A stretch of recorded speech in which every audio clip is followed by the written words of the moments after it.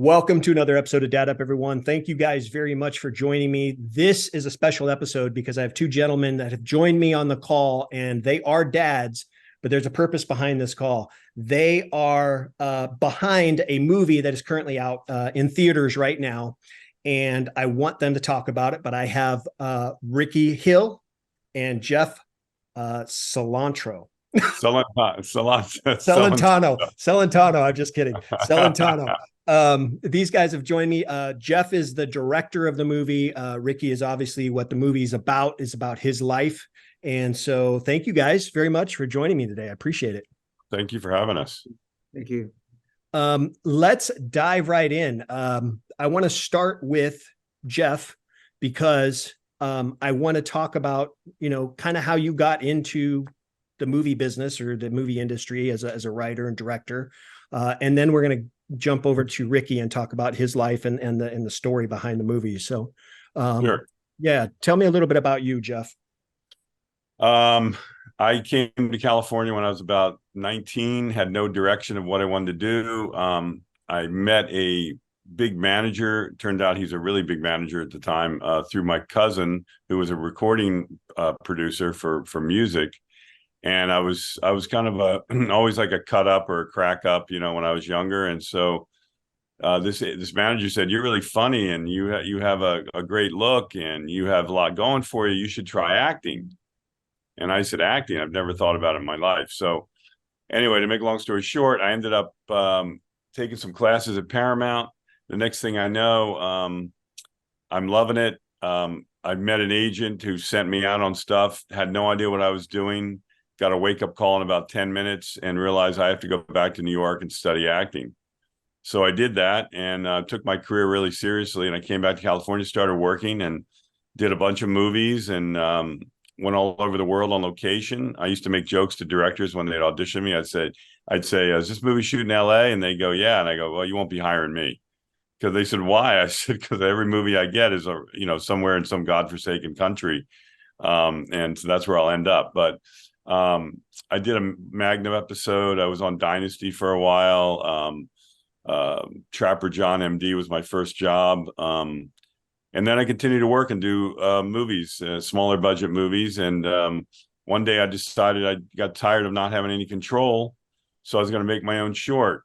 And I made a short about a guy who can't get home on his only day off in 17 years. And that little short was 20 minutes long. It was very funny and also very sad. And it won a bunch of film festivals.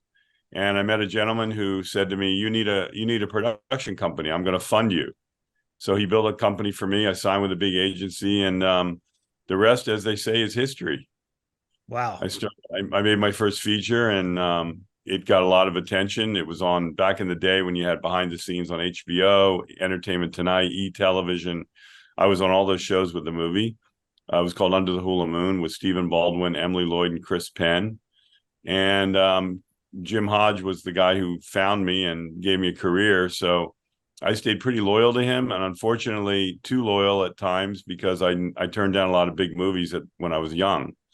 And so anyway, found this script, The Hill, in a very unusual way.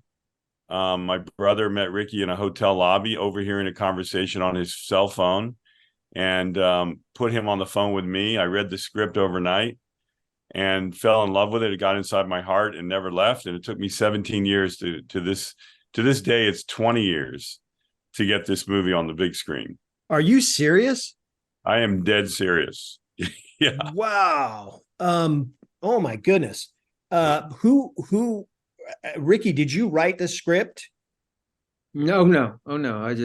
So how did the script get into your hands? The script was written by our writer, which was Angelo Pizzo. It's been written three, four, five. There's a lot of drafts over the years from different writers, but they never were the big sweeping kind of epic movie I wanted. And we had a friend, Carl Mazzacone, who introduced us to Angelo Pizzo. He said to me, "Who's the writer of your dreams? Who do you want to write this movie?" And I said, "Of course, there's only one writer. Angelo Pizzo wrote Rudy and Hoosiers, but that's never going to happen. We don't have enough money." And he said, "Well, it turns out Angelo's a friend of mine, and he owes me a favor." So I'm going to send the script to him. He'll love it. And he did. And that's how all that started. And then Scott Marshall Smith became a part of it, another writer, when we decided to put the faith element into it. Wow. And those two writers are responsible for the movie that is on the screen today. Wow. That is amazing. That is remarkable. 20 years. That's awesome. That's a great story. Just happen chance, bump into somebody in a hotel lobby, and the next thing you know, your story's on the big screen. Rickey, how did that make you feel, having your story shared around the world? Well, we had been working on it before Jeff, and I mean, I had never really planned on it, but I had been offered to buy my story back in the 70s. But I turned it down. My father's in bad shape. My mother, so was my mother at the same time. And so I didn't want to have anything to do with that. And I was still playing baseball still at the same time. And I just didn't want to mess with it. And so I didn't. And then it came along about 20 years later. I had another offer. They still wanted the story, and it wound up. Next thing you know, it's in Jeff's hands. Like he said, I was in the hotel, and I was interviewing directors for. This wasn't my deal. It was a deal that me and an executive producer, we did not want the thing to die. You know, we just felt in our heart, we were told to finish this up, and we did. And this is how I met Jeff, through an odd way. And next thing you know, this guy's he took over. When you talk about films, filmmakers trying to get their movies made, I mean, Rickey and I are very similar. Rickey is a guy who doesn't quit. He believes in his dream, and he doesn't stop until he achieves it. I was the same with the movie. It's funny how we came to realize that along this journey together. And but a filmmaker usually gets a script. They'll have money attached to it. They'll have actors attached, something. I had nothing. I mean, literally, I just went out and pounded the pavement until I found the money myself. I found everything myself. I found Angelo Pizzo. I found Scott Marshall Smith, the other writer. I found the money. I got Dennis Quaid involved. So my producing partner, Warren, and I met Warren 6 years ago. We were actually in Oklahoma, outside Tulsa, ready to shoot the movie in offices. Dennis was hired. We were 2 weeks away from starting principal photography, and the financing fell through. Oh, so Warren and I had to go start all over again. And Warren's been a soldier on this movie too. He has not stopped helping me get this movie made, and now we're looking forward to making more movies like this. Inspirational films are all we want to do. Right. No, I was just going to say that where this movie takes you next is it's endless. There's so many different stories and journeys that you can take now that this movie is off and running. Rickey, I wanted to give you an opportunity to just kind of talk about your back history, because I know it plays into the movie, and obviously people can go watch the movie and learn more about you. But let's talk a little bit about how you grew up and kind of the relationship that you had with your dad. In particular, because it was a tough one, who is played by Dennis Quaid in the movie. So let's talk a little bit about that, kind of how you grew up and how you got into baseball, and obviously where it led you today. Well, my first 3 or 4 years, of course, you don't remember anything really. So that kind of doesn't count. But around age 5, and going through all the leg problems that I went through as a kid, that you don't even realize it growing up either. But my father and I, my dad became a minister when I was 5 years old, and it was a situation where when he took to the road, we had to go on the road for him, preaching on the road, and that's a different type of lifestyle than we were used to, because we were used to having food to eat and clothes to wear, when we went to absolutely nothing on the road. And our whole life totally changed. And me wearing, leg irons or wearing different types of braces, all change. They were changing braces all the time. Anything that would try to work. But saying that, my father went on the road. He took a tough journey. He was called into the ministry, and he did what God called him to do. And we went with it.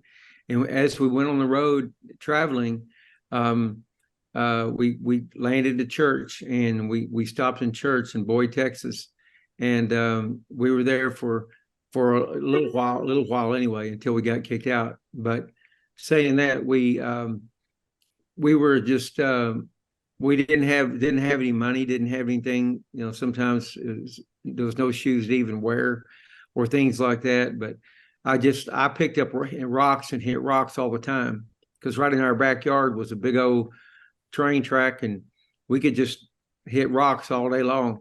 And so I just started, carving us out of a little from a big tree limb to like a pretty kind of a thick little bat. Made my own bat and started just hitting rocks all the time. And I just started loving it. And my brother and I, we threw rocks back and forth at each other to hit, and we started playing the game.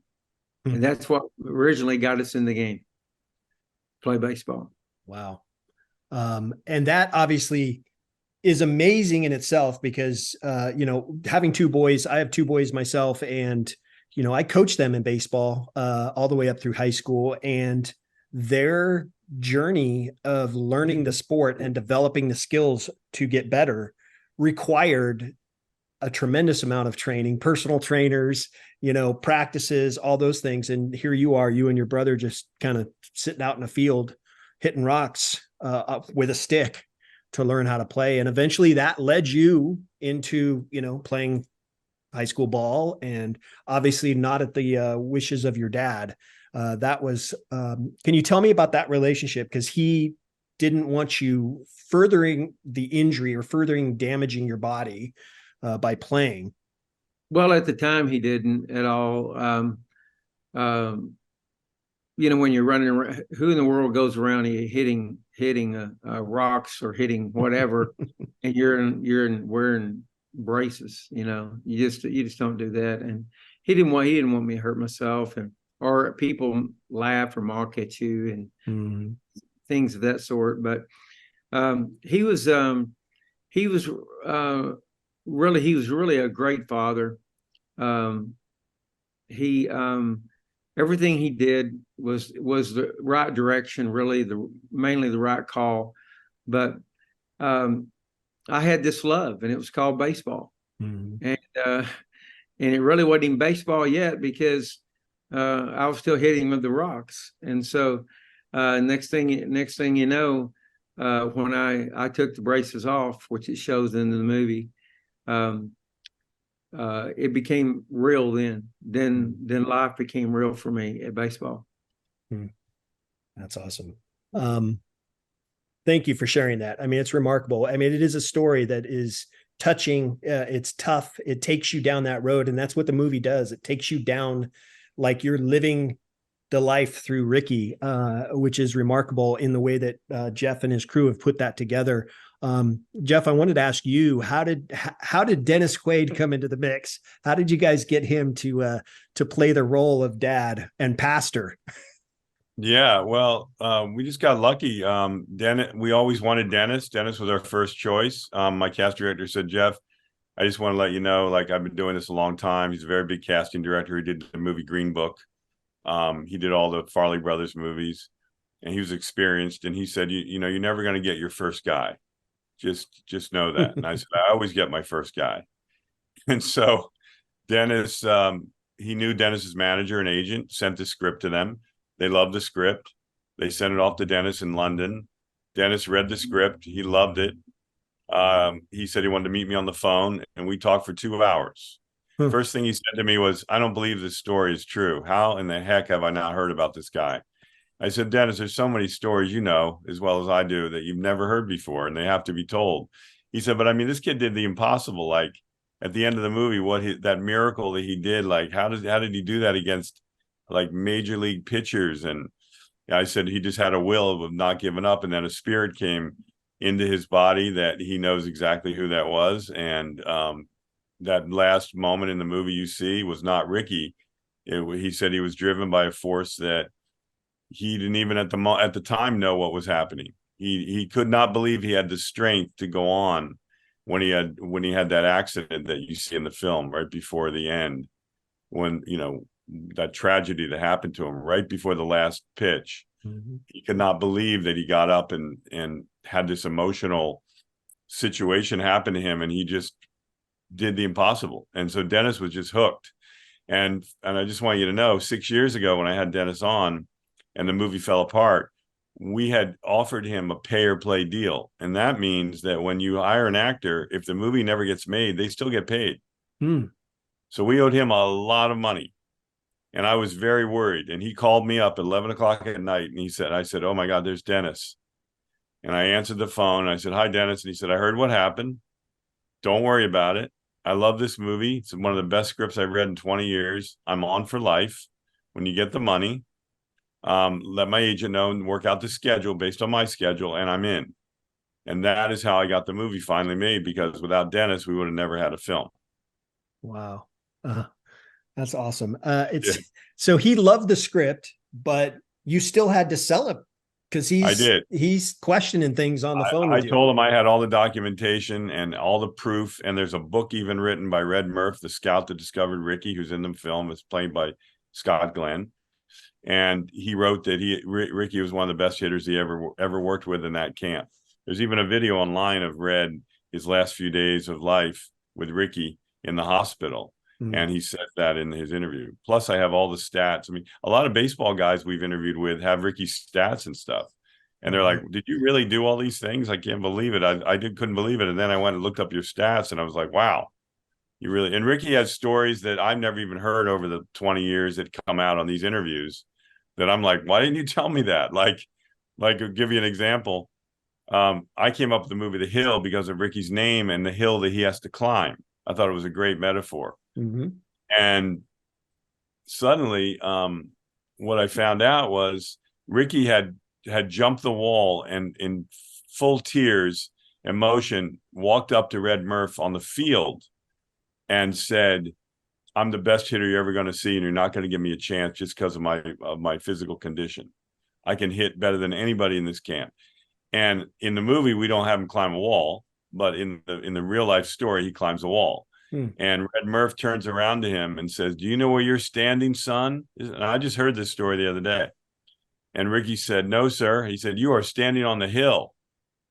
He was standing on the pitcher's mound, and Red Murph didn't like that, but he gave him a chance anyway. So here all these years later, Rickey tells me that he told him he was standing on the hill. And I just laughed and said, of course this happened, because this movie has magic happening every day. Something happens like this, it just blows our mind, Yeah, that's a great story. Yeah, he was kind of rough on you, Rickey. He did not have any belief in you, thought you were wasting his time. And it's crazy how many different pitchers he tried to throw at you to get you out. And what really happened was Red Murph liked Rickey a lot. And he knew he had the stuff, but he wanted to test him. Right. In the film, he really wanted to test him, but he also never wanted to sign him.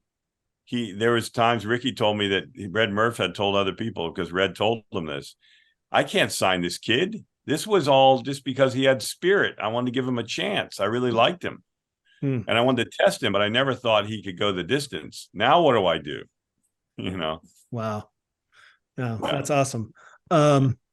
Well, Rickey, I want to ask you, with respect to the relationship that you had with your dad, how did that was a tough relationship, because he was strict. He was a pastor. He was hard on you guys, but he cared about you guys, and you guys respected him. How did that relationship with your dad transition into your relationship with your own daughters? It was just great. You know what? I learned from my father on things, what to do and what not to do. And certain things, of course, my dad and we would get in arguments in certain times when I got a little older, but I learned what not to do by him being a preacher. Things were tough sometimes. They were tough because everybody looks at preachers' kids and they all think they raise a lot of hell, or they're causing trouble, or they're supposed to be perfect all the time.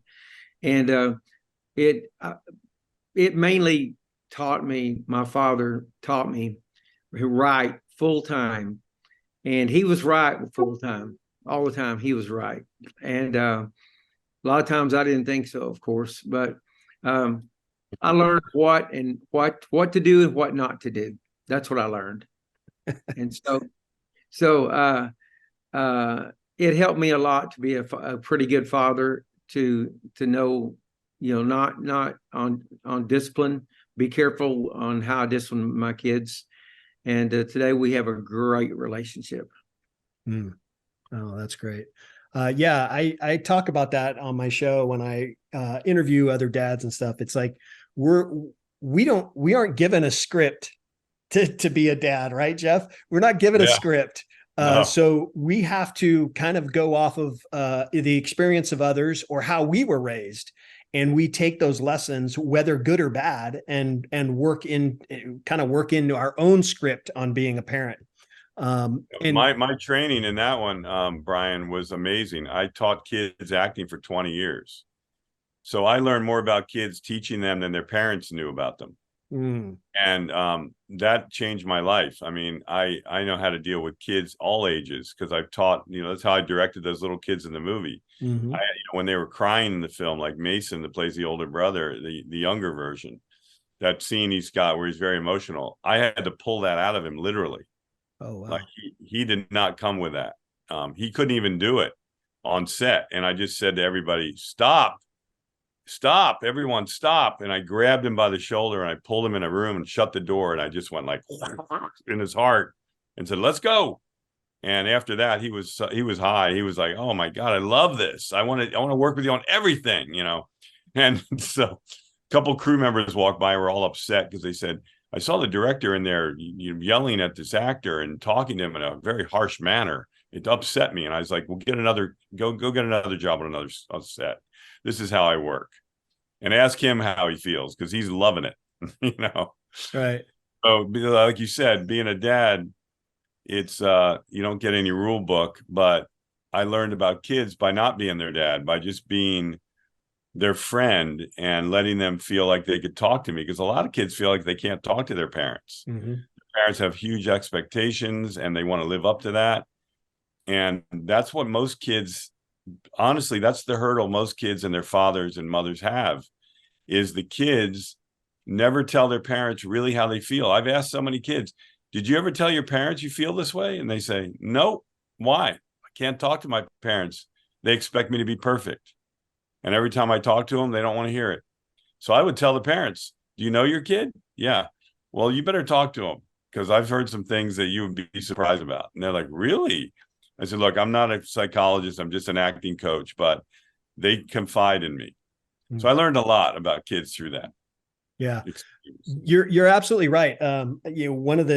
With my boys in particular, my wife and I were very open with them at a very early age, telling them, hey, I want you guys, I've told them this throughout their entire lives. I want you guys to understand that our home is a safe space.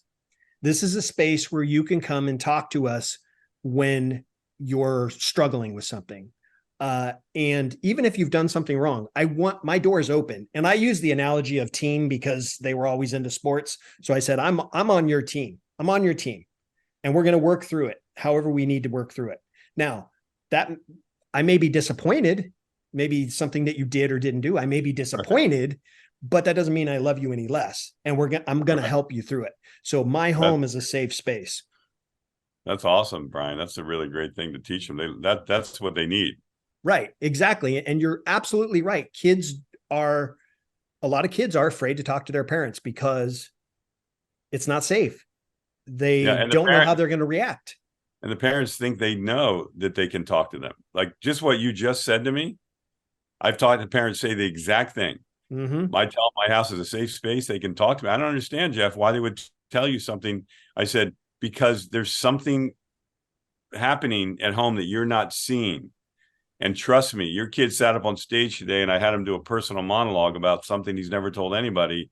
And he cried for 15 minutes because he finally was able to talk to somebody. And they were like, oh, my God. I said, look, I'm not want to get in the middle of your life, but your kid's an amazing kid. You're amazing parents. Just get together with him and talk because he really wants it.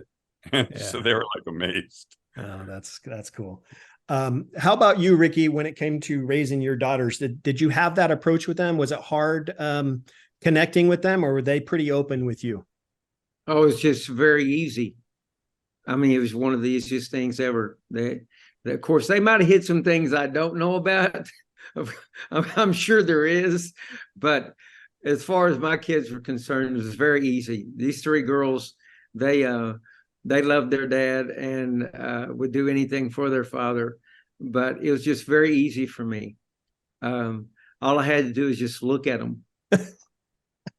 That's it.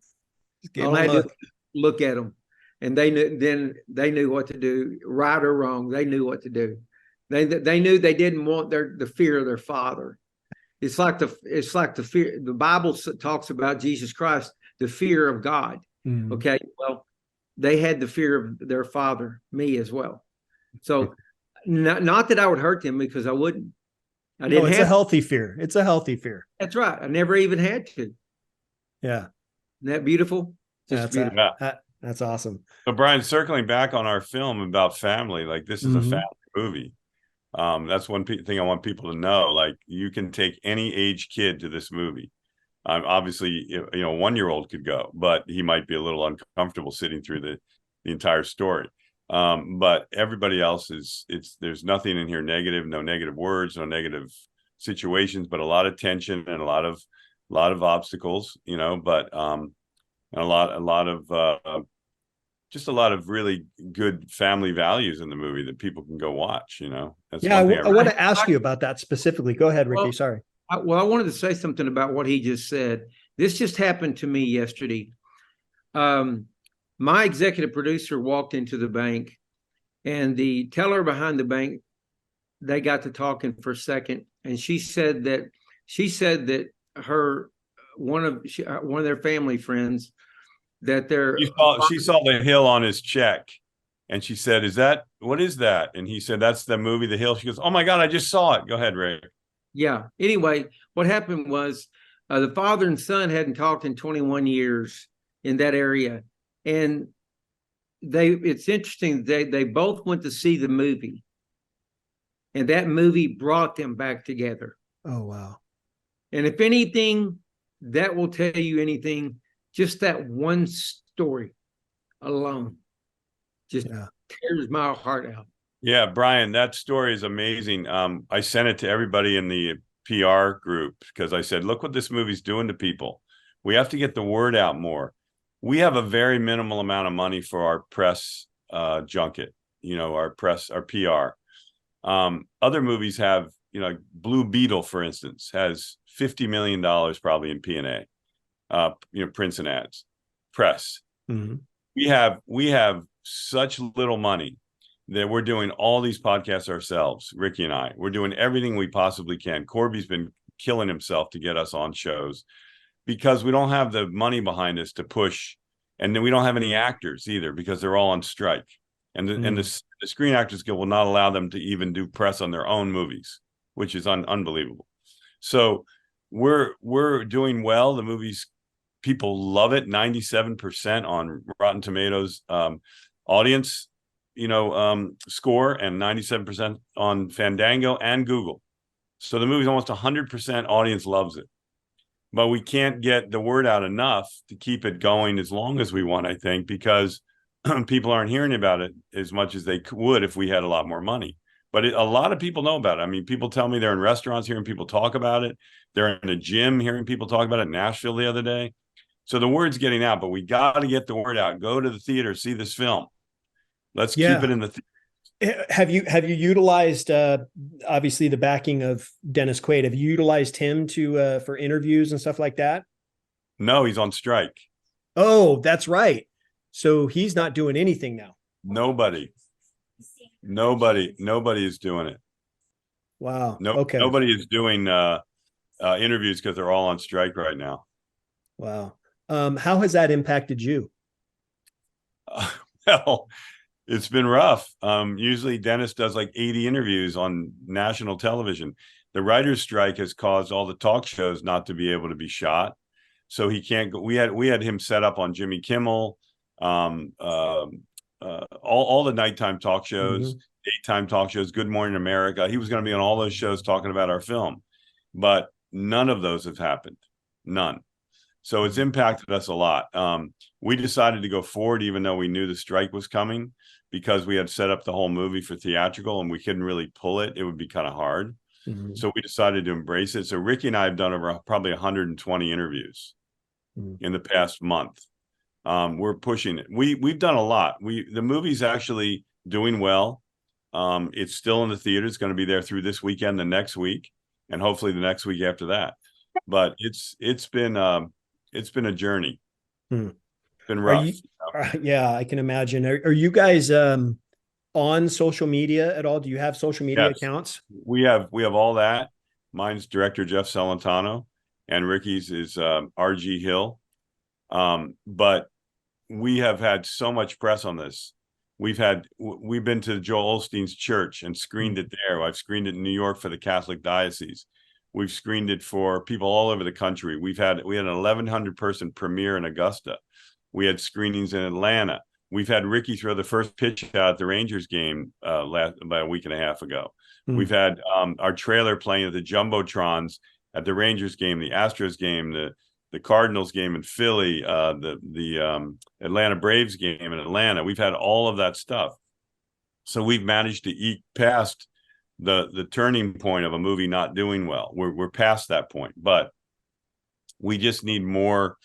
We just need the actors. Unfortunately, we put a waiver in. They have a waiver you can get signed, and they say to us, "Well, we're not honoring those waivers right up front. You're on the list, but we have to get movies waivers that are shooting right now. Their priority." And we're like, "Yeah, well, we're done in about 2 weeks, 3 weeks on our film if you don't give us the actors." So, wow. Yeah, it's tough. So, Ricky, you've been busy running around. Doing different things. I want to help in any way I can, obviously, promoting the movie. I've done it a few times on my Instagram. I'm going to make sure I'm following you guys. If you guys can follow me back on Instagram, I'll do that today. And obviously want to get, I'll get a screenshot picture that I can post up there as well. the Hill MOV is also a site. Okay. It's our Instagram site. Okay. All right. I'll make sure I get all those. Website too. We have a website, thehillmove.com, thehillmov.com. Okay. Awesome. Well, listen, I want to be respectful of your guys' time. I appreciate you both being on. It's been great getting to know you, and I look forward to continuing our friendship and all that. Yeah, no, you're fantastic. Thank you very much. I appreciate it. I love your cause, getting dads together, talking about. Yeah. Well, listen, Jeff, this is it takes a village to raise kids, but that's right. Dads don't get a whole lot of talk. Dads don't get a whole lot of appreciation. Right. Moms do, right? But at the same time, I want our kids to grow up. They're our next generation, right? I want them to grow up with family values and the relationship and bonds that they have with their parents. I want them to have that. My two boys are my two best friends, and they're 22, almost 22 and 24. They're two of my best friends. And that's what I want for other parents. So that's the reason for the movement and the mission behind my podcast. So great, Brian. Thank you. Yeah. Awesome. Well, Ricky, it is a pleasure to meet you and get to know you. I love your story, my man, and I'm going to do everything I can to help you guys push it. Jeff, thank you again for being on as well. Thanks, Brian. Okay. Thank you, brother. Bye. Hey guys, this has been another episode of Dad Up. Just want to thank my good friend Jeff and Ricky for being on the show. Make sure you guys go check out the movie The Hill. It's in theaters now. It's a remarkable movie about a true story life about Rickey Hill, and you guys are going to love it. But make sure you guys check it out. You can also look in the show notes and hit the website. this is just a remarkable movie. I've seen it. It's remarkable. You're going to love it. I promise. So thank you again, Jeff and Rickey, for being on. And guys, if you are not yet subscribed to my show, please make sure you do that. So you don't miss any of the awesome guests that I have on each and every week. And as always, I look forward to seeing you all in the next episode of Dad Up. Wow, another amazing episode in the books.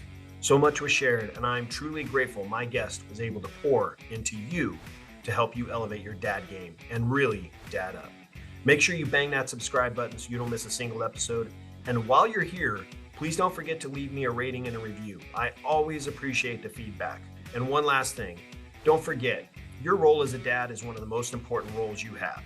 So if you need a little help or have questions, don't hesitate to reach out to me on my website at daduptribe.com or at my Instagram page at Dad Up Podcast. Until next time, everyone, Dad Up.